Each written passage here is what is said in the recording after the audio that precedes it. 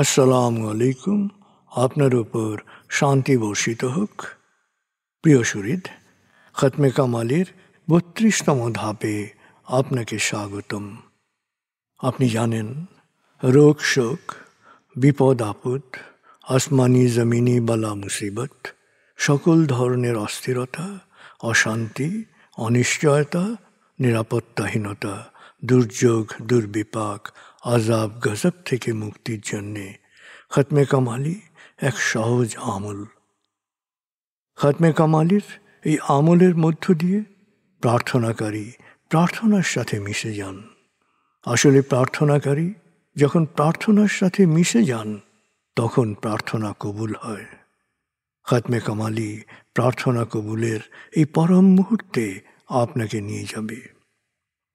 তাই নিজের, অন্যের, সমাজের, দেশের, মানব জাতির যে কোনো কল্যাণের নিয়তে আপনি এই আমলে অংশ নিন।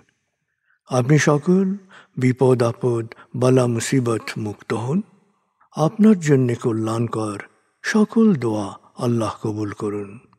সব সময় আল্লাহ আমাদেরকে তার রহমতের ছায়ায় রাখুন।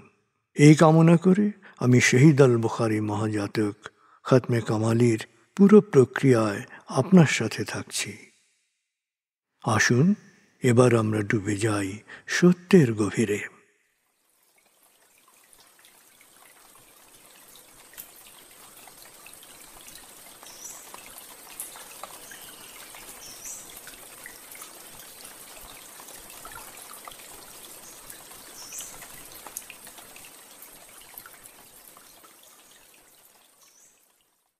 হে আল্লাহ, বিতাড়িত শয়তান থেকে আমি তোমার আশ্রয় প্রার্থনা করছি। দয়াময় মেহেরবান আল্লাহর নামে। আয়াতুল মুলক। হে আল্লাহ, সকল ক্ষমতার মালিক, তুমি যাকে ইচ্ছা ক্ষমতা দান করো, যাকে ইচ্ছা ক্ষমতাচ্যুত করো, যাকে ইচ্ছা সম্মানিত করো, যাকে ইচ্ছা অপমানিত করো। তুমি সর্বশক্তিমান, সকল কল্যাণ ও মঙ্গলের আধার। তুমি দিনকে ছোট করে বড় করো রাত, আবার রাতকে ছোট করে বড় করো দিন। তুমি প্রাণহীনে দাও প্রাণ, আর প্রাণবন্তকে করো প্রাণহীন। তুমি যাকে চাও বেহিসাব রিজিক দান করো। সূরা আলে ইমরান আয়াত ২৬-২৭। আয়াতুল কুরসি। আল্লাহ ছাড়া কোনো উপাস্য নেই। তিনি শাশ্বত, চিরঞ্জীব, বিশ্ব প্রকৃতির সর্বসত্তার ধারক। তিনি তন্দ্রা নিদ্রাহীন, সদা সজাগ, মহাকাশ ও পৃথিবীর সব কিছুর মালিক। তার সদয় অনুমতি ছাড়া তার কাছে সুপারিশ করার সাধ্য কারো নেই। দৃশ্যমান বা দৃশ্য, অতীত বা ভবিষ্যৎ, সৃষ্টির সব কিছুই তিনি জানেন। তিনি যতটুকু জানাবেন, এর বাইরে তার জ্ঞানের সীমানা সম্পর্কে ধারণা করা কারো পক্ষেই সম্ভব নয়। তার আসন, তার কর্তৃত্ব পৃথিবী ও নভমণ্ডলের সর্বত্র বিস্তৃত, আর তার সংরক্ষণে তিনি অক্লান্ত। তিনি সর্বোচ্চ, সুমহান। সূরা বাকারা আয়াত ২৫৫।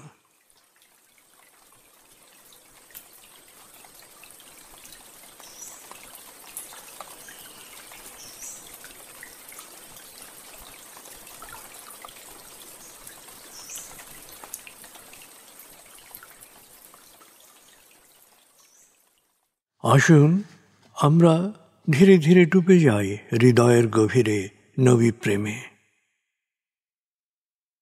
বলগল উলা বিকমালিহি, কশফত দুজা বিজমালিহি, হসনত জমিও খিসালিহি, সল্লু আলিহি ওয়ালিহি।